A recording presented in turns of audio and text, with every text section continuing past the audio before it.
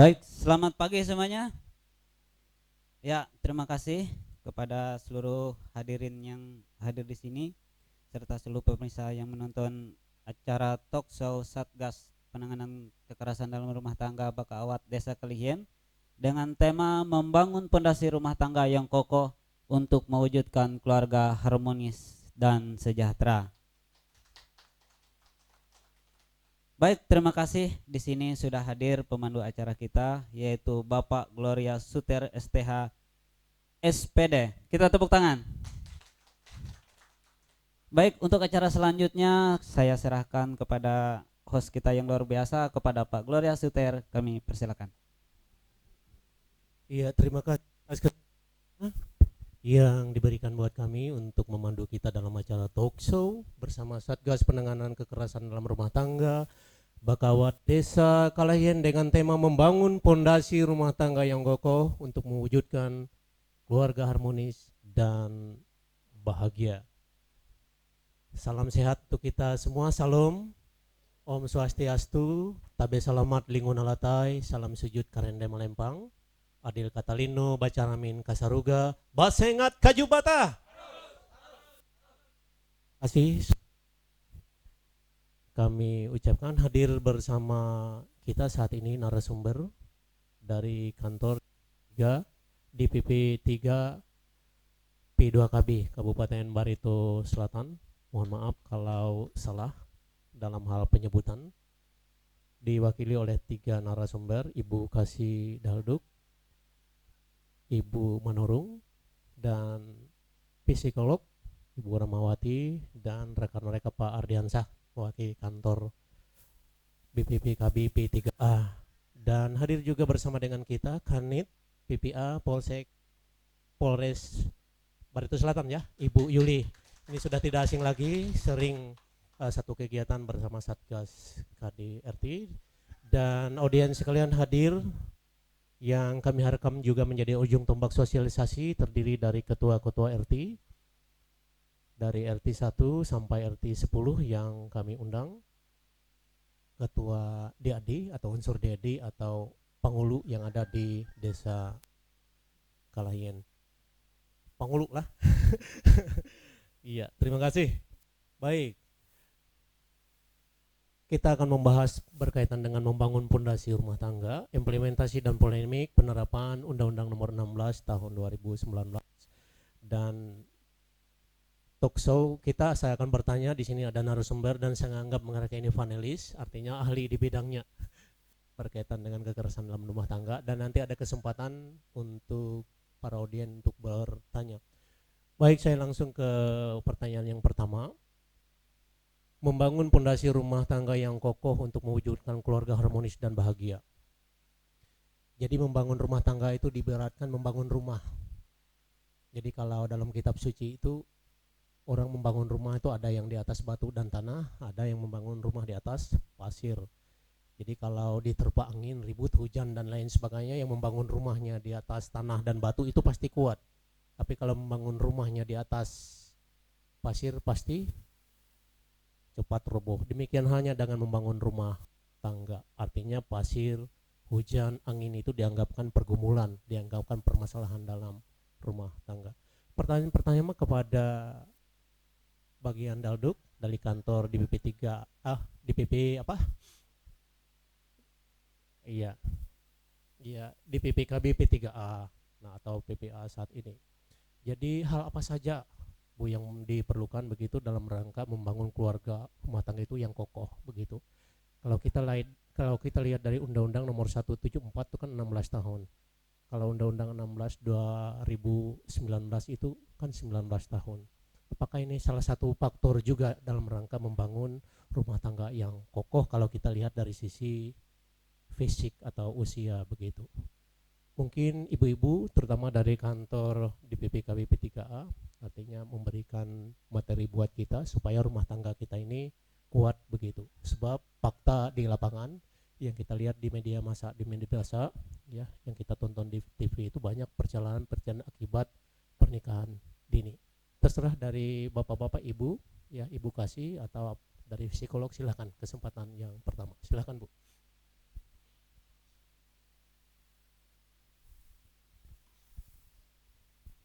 Assalamualaikum warahmatullahi wabarakatuh. Selamat pagi dan salam sejahtera untuk kita semua. Terima kasih moderator yang telah memberikan kesempatan kepada kami. Izin ulun lepas masker, Pak. Nggih. Eh, Pertama kami sangat mengapresiasi kegiatan ini. Alhamdulillah sudah beberapa kali kita diundang oleh Satgas PKDRT untuk hadir di acara talkshow seperti yang kita laksanakan saat ini. Yang kami hormati bapak-bapak, ibu-ibu yang mungkin tidak ulun sebutkan satu-satu karena sudah kita masuki acara. Seperti apa yang telah disampaikan oleh moderator tadi, bahwa salah satu kendala yang mungkin sering terjadi di rumah tangga itu adalah kekerasan atau KDRT, Pak. Saat ini pemerintah melalui Kementerian Pemberdayaan Perempuan, Perlindungan Anak sangat memperhatikan sekali perkembangan dan hak tumbuh, hak hidup anak. Pemerintah sudah beberapa kali melakukan perubahan Undang-Undang Perlindungan Anak.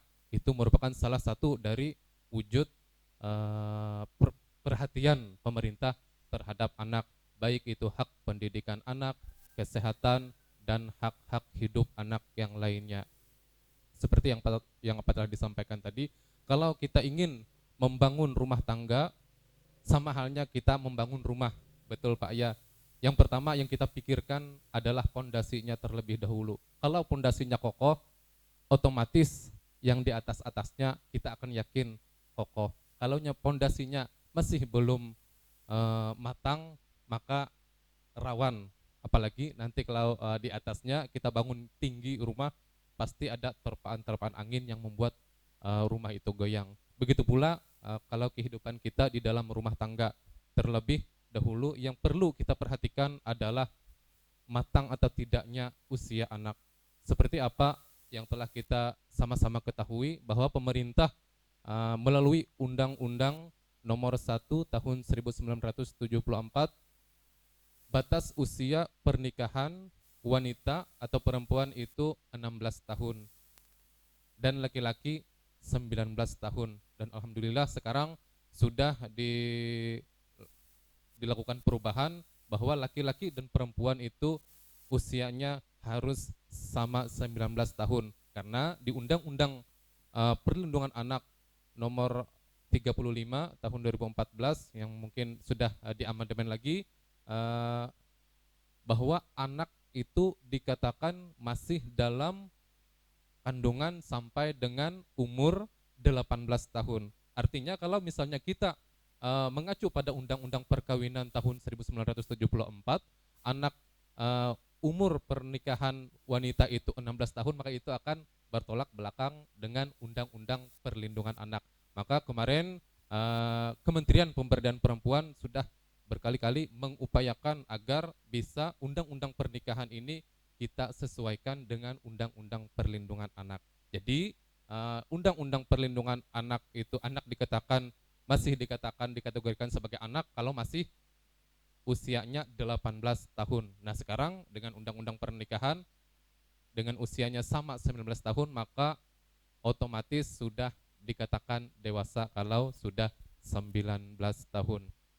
Mungkin itu sedikit beberapa materi awal yang mungkin kami dari Dinas Pemberdayaan Perempuan dan Perlindungan Anak menanggapi dari apa yang telah disampaikan oleh moderator. Mungkin kalau ada tambahan kami persilahkan. Sebentar ya, kita lanjutkan pertanyaan tambahan. Tadi dijelaskan kan yang mengacu pada Undang-Undang Nomor 174. Nah, sekarang itu ada perubahan Undang-Undang Nomor 174 itu munculnya Undang-Undang Nomor 16 tahun 2000 nomor 16 tahun 2019. Jadi ya. Hal baru apakah yang ada di undang-undang? Pertama tadi hal barunya dari sisi umur begitu. Hal baru apa begitu yang ada dalam Undang-Undang Nomor 16 tahun 2019 itu yang diterapkan sekarang, sebab pastilah ada hal yang baru, bisa dijelaskan kepada audiens. Oke, terima kasih moderator.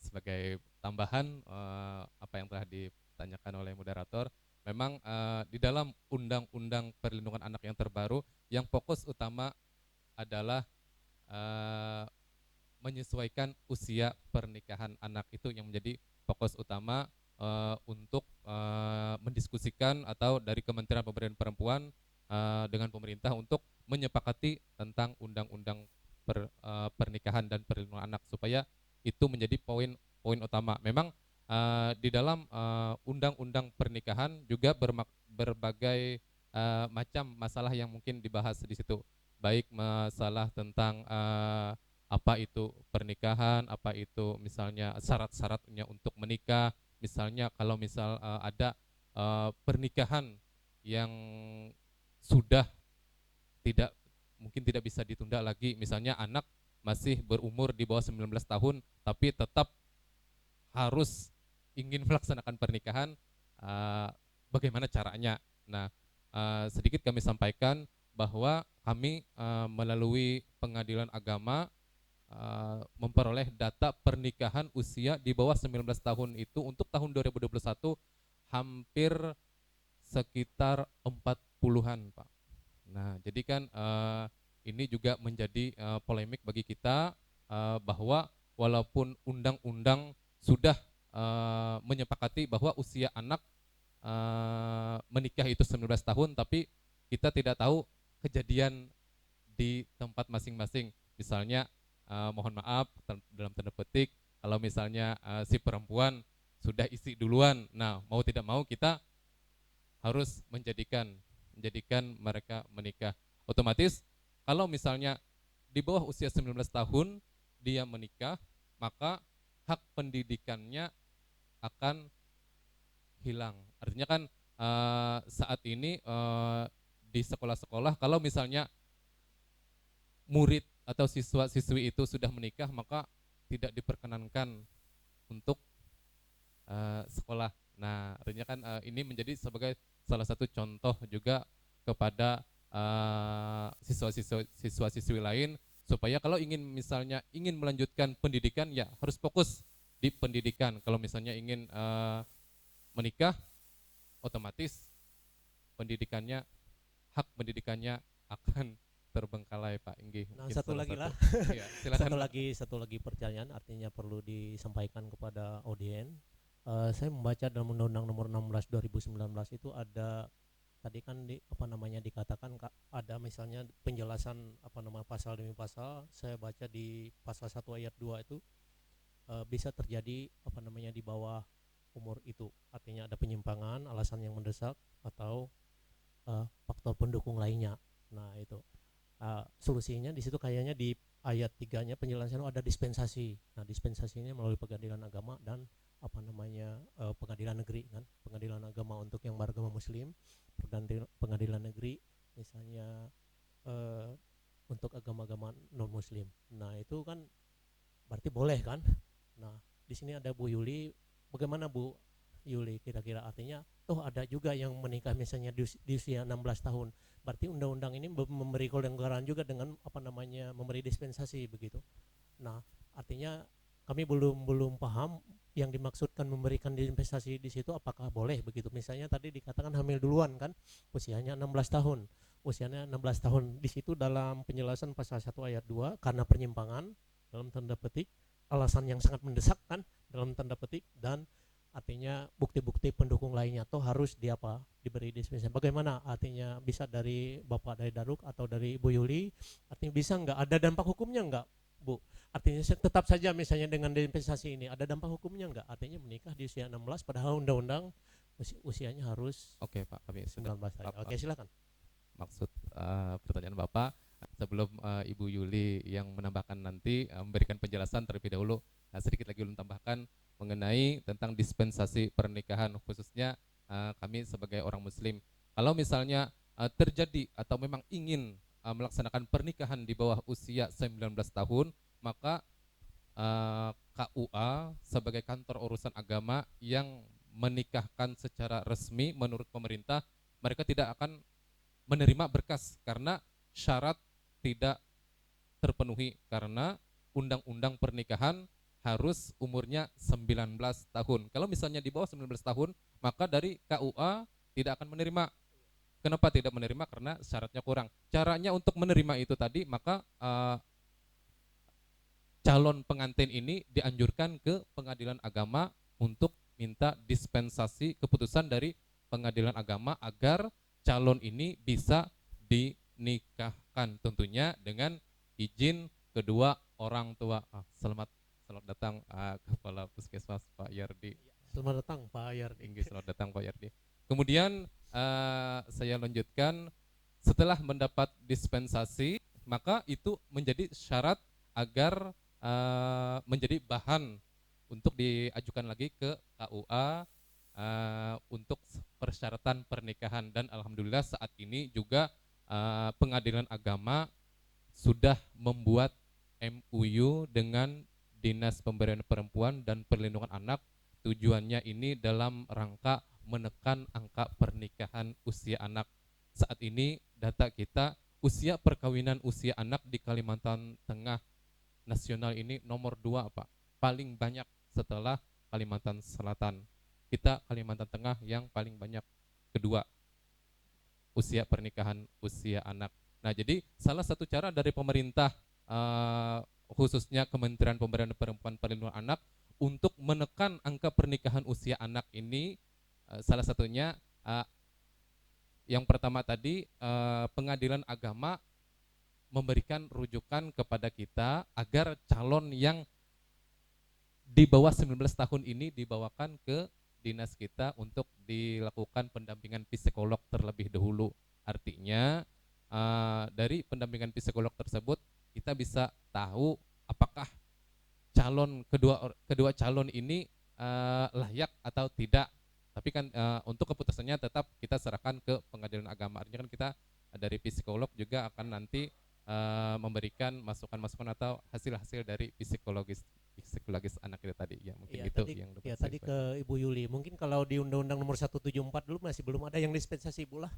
Belum ada. Nah, sekarang kan ada dispensasi, berarti artinya PPA mengikuti undang-undang yang ada, artinya boleh, tidak bisa di apa secara hukum kan? Boleh. Oh boleh, oke silakan Bu, Karena beri penjelasan.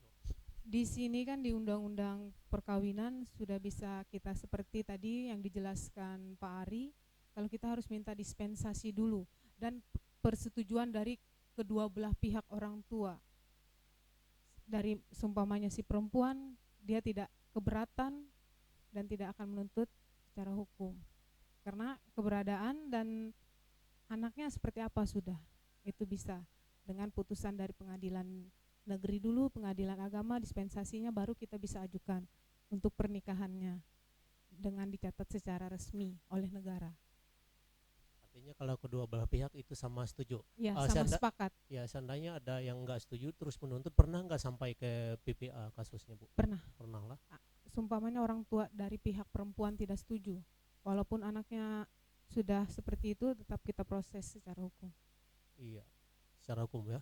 Siap. Baik, para pemirsa hadirin sekalian, sampai saat ini saya membuka, siapa tahu ada pertanyaan sejauh penjelasan yang disampaikan oleh bagian Dalduk dan bagian Kanit PPA. Silahkan Pak Panding Mula-Maleh.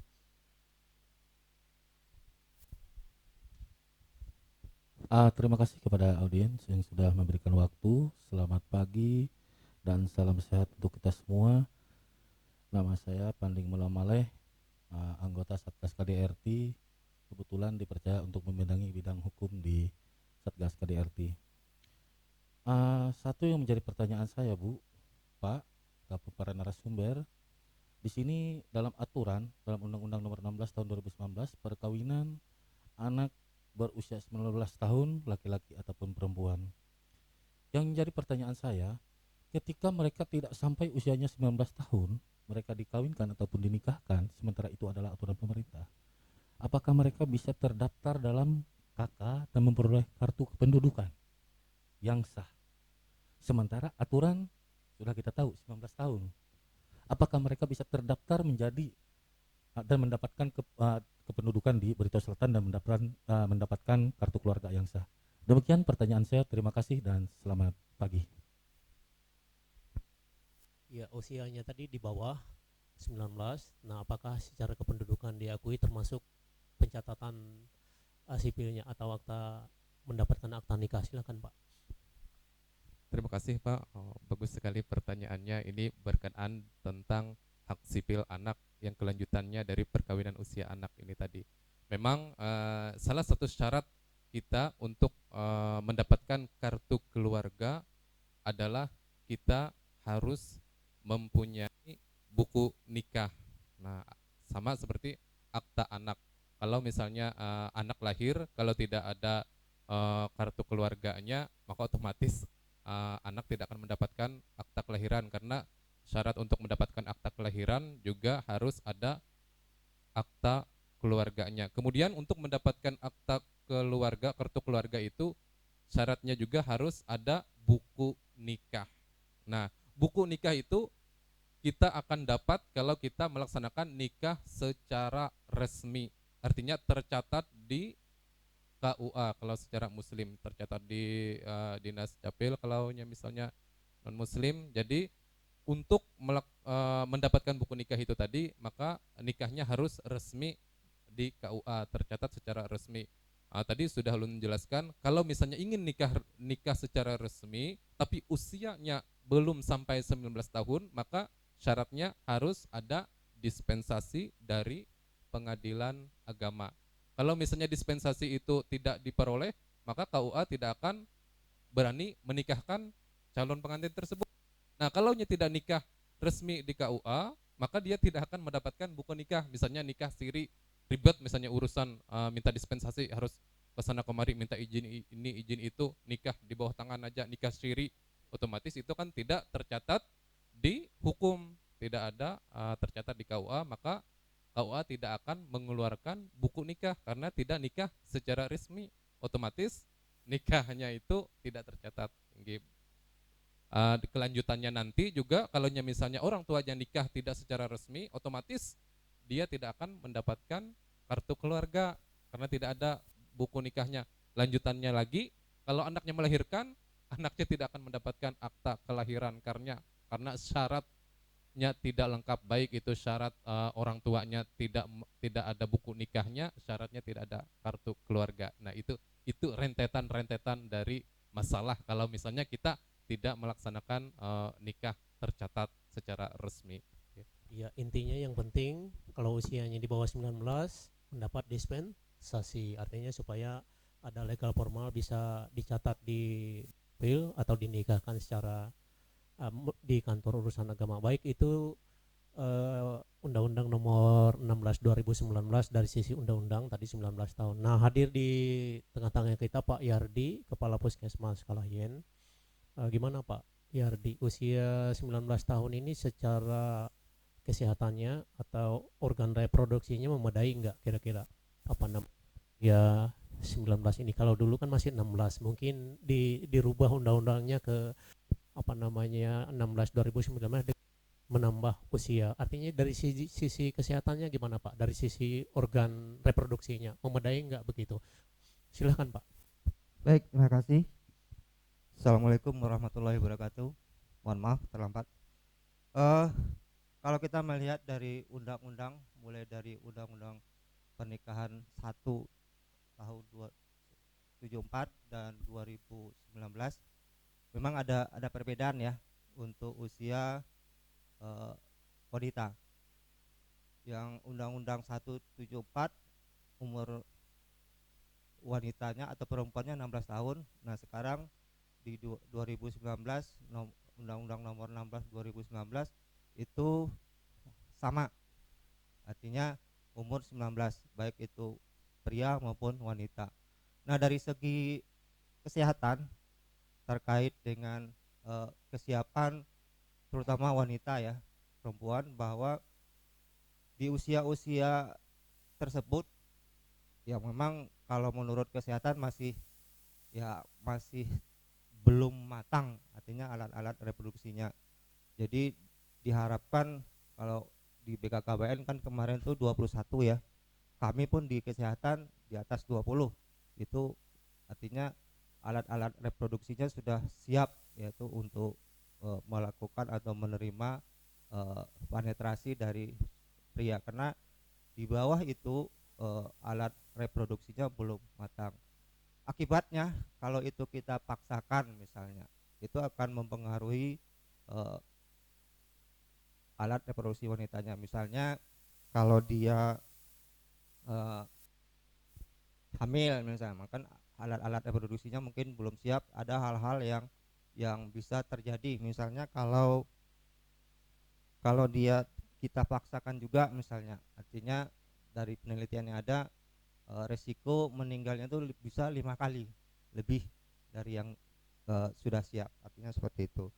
Dan kalau jika hamil misalnya, itu namanya juga wanita itu kan perlu, artinya pada waktu dia mau melahirkan itu kan perlu kesiapan misalnya untuk eh, darahnya misalnya. Kalau itu belum siap pada waktu dia eh, hamil atau waktu dia melahirkan, bisa terjadi anemia misalnya atau kekurangan darah, atau bisa juga anak-anaknya bisa prematur ya, artinya tumbuh kembangnya atau pertumbuhan anak itu memang tidak tidak baik. Jadi itu kalau prematur biasanya kan perlu tindakan misalnya. Nah, itu bisa mengancam nyawa ibunya. Ya mungkin itu salah satunya eh, dari segi kesehatan. Artinya dari segi kesehatan, artinya tetap menganjurkan perkawinan ya tiap gitu Pak ya. Artinya 21 ke atas tadi, walaupun memang undang-undangnya membenarkan itu, pertimbangan secara kesehatan artinya sangat berdampak kembali, bahkan bisa mengakibatkan kematian 5 kali lipat itu Pak ya. Nah itu baik. Kita berlanjut, artinya pernikahan usia muda katakan tadi ya, yang 19 itu mau tidak mau, suka tidak suka memang terjadi, artinya dalam kehidupan masyarakat. Nah sekarang kita berlanjut, saya mencatat ada beberapa dampak pernikahan dini lah seperti itu, dari sudut pandang pendidikannya, bisa KDRT, bisa terjadi penelantaran ya, kesehatan reproduksi tadi, psikis atau psikologis, bahkan ekonomi, sosial, budaya. Nah nanti bisa dijelaskan, nanti Ibu Yuli bisa, artinya dampak pernikahan dini itu kan bisa KDRT Ibu. Nah jadi bisa menggunakan kekerasan rumah tangga, entah dia fisik maupun psikis, lalu dampak hukumnya seperti apa nanti bisa. Nah di sini hadir psikolog, artinya bagaimana Bu, artinya psikolog dampak pernikahan dini ini. Memang mereka nikah kan, tapi kadang-kadang apa namanya permasalahannya tuh pelik, rumit begitu, sehingga mereka memutuskan bisa pisah begitu, karena pada kenyataannya begitu ya, karena secara usia belum apa, dari sosio budayanya belum, pendidikannya belum memadai, bahkan sampai ke KDRT akhirnya pisah. Jadi dari sudut pandang psikologi gimana Bu, artinya dampak pernikahan dini ini, bisa dijelaskan untuk para audiens, silahkan. Baik, Assalamualaikum warahmatullahi wabarakatuh. Sebelumnya perkenalkan, saya Ida Rahmawati, saya sarjana psikologi. Di sini saya akan menjelaskan tentang dampak pernikahan usia anak bagi pelaku pernikahan di bawah usia yang sudah ditentukan tersebut. Nah, dampak psikologisnya tentu saja itu menyebabkan trauma dan krisis kepercayaan diri. Sebelum kita menarik ke situ, secara umumnya apabila seorang anak tersebut tidak melakukan pernikahan sebelum usia yang dianjurkan, itu tentu saja akan berdampak pada kondisi mentalnya. Karena seorang anak itu akan dikatakan dia dewasa ketika usianya sudah 18 tahun ke atas. Sebelum itu dia masih belum dewasa dalam kemampuan berpikir, kemampuan kognitifnya dia belum mampu untuk memecahkan permasalahan-permasalahan. Dia belum mampu untuk bertanggung jawab, apalagi kalau dia membina rumah tangga di saat usianya belum cukup seperti itu. Nah, ketika dia belum mampu, ketika dia belum mendapatkan informasi yang memadai, ketika kemampuan kognitifnya belum cukup berkembang, ketika kemampuan mentalnya pun belum cukup mampu untuk menyelesaikan permasalahan tersebut, akan muncul permasalahan lain seperti KDRT tentu saja. Dia tidak akan KDRT itu kan banyak yang berasal dari permasalahan-permasalahan kecil di rumah tangga yang menumpuk